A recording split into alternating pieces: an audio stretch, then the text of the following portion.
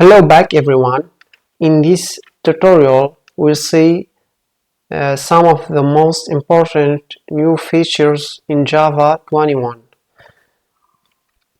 First, let's start by talking about switch pattern matching or pattern matching for switch. So for that I have a little application that has two types of storage, cloud storage and an SFTP storage that both implements this interface storage. And in my main app I have created associated two objects. Then I call the upload file that has the logic. As you can see, the logic here has an if-else statements, but we want to use the new switch pattern matching. For that I'm gonna make switch over the storage, and I get my SFTP storage here as the first case, and what will return us is this. So I'm gonna copy it, and for the second case we have a cloud storage, and for the cloud storage we have this logic,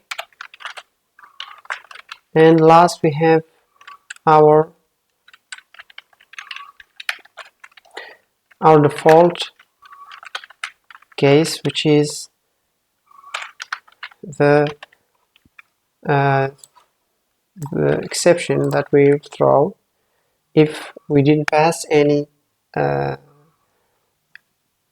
correct storage type. So I need to comment this out now, or even remove it. I'm going to remove this, and I'm going to run my app now.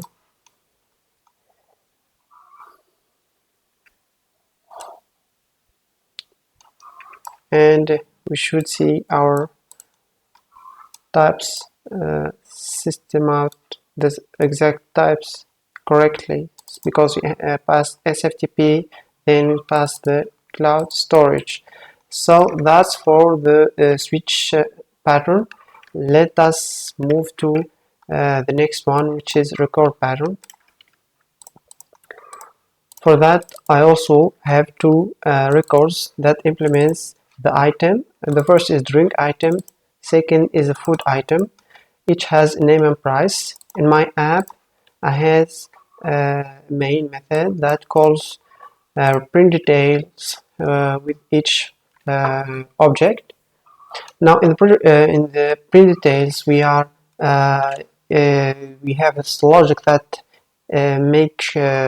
check if the food item is a food item, and if so we are creating a food item, then we are extracting the name and the price, and we print them out. And we are doing the same here for the drink item. Now the record pattern will help us take a lot of boilerplate. What I mean by that is, now I'm gonna comment out this, and I'm gonna call them from the instance itself. So first we have a name, then we have our price, and we are good to go. We should do the same here, and you can see how much efficient and clear our code will be without a lot of that boilerplate. So that's the second thing that we are talking about today. And another thing that we added in Java 21 and Java 22 is name types and variables. So let me, for example, return to this records, and for example here I'm going to remove this price, and as you can see now we are only using the name, and you can ask yourself why I'm going to use the price if it's removed from here. And what you can do in Java 21 is that you can pass this, because the price is not used, and even you can remove the var, and your code will be working just fine. We can for example do the same here, and I'm going to remove the name. The item has price. I'm gonna take the name out, and your code will be working just fine. Thus named types, and you can use named variables. For example, let's say you have sum. For example, let's say you have sum that equals 0, and I'm gonna I have, for example,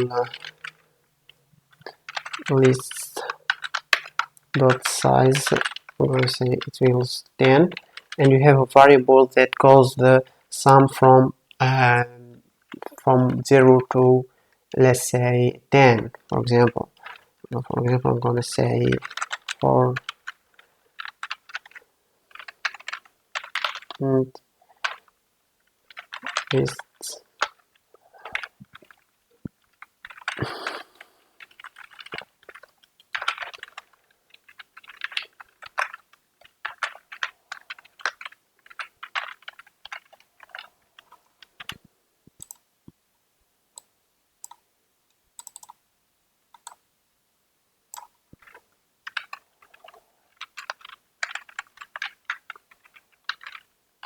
Let's say on list dot size. I'm gonna create an actual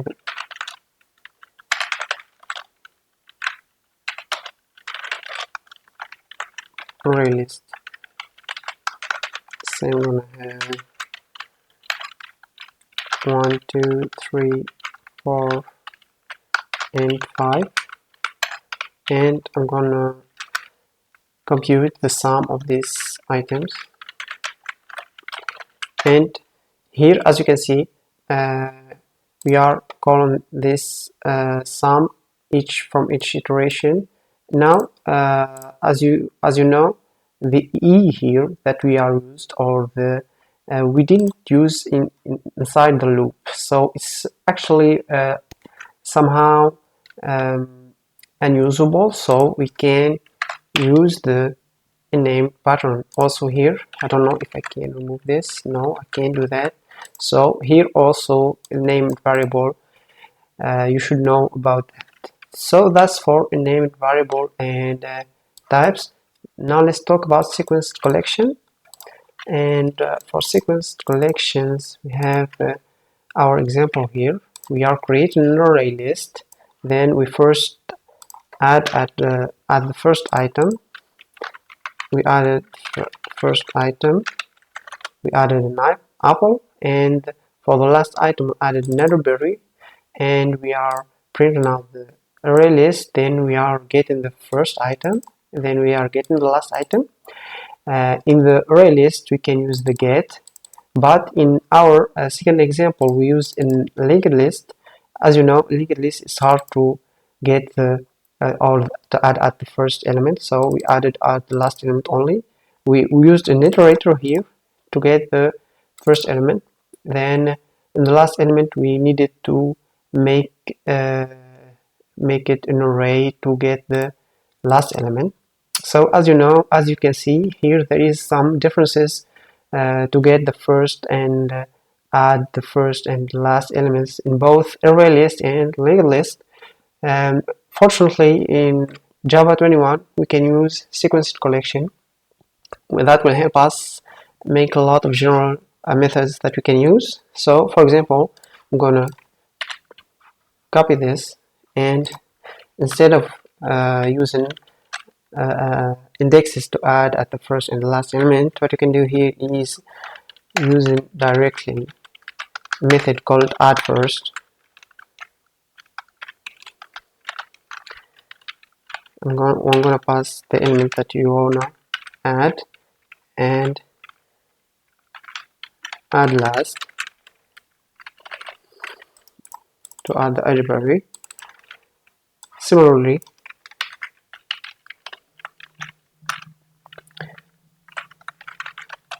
we can get first, and we can get last, and all these methods are also available here. So I'm gonna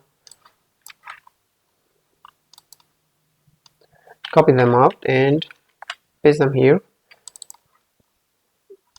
Also this, I'm gonna change array list to linked list,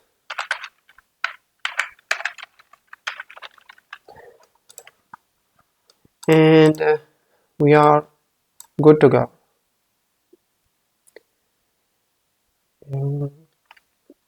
And as you can see here, we added the first item and the last item for the array list and the linked list. And that's for the sequence collection. Finally, I'm going to talk about virtual threads. For that, I have an example here that I used a fixed pool to create one thread to iterate over 100 or 1000 elements.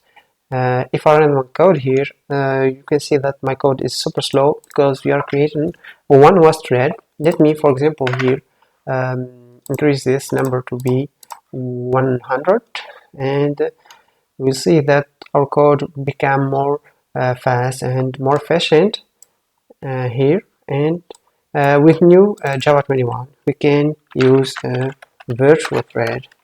Let me new virtual thread executor, and we don't need any number of threads.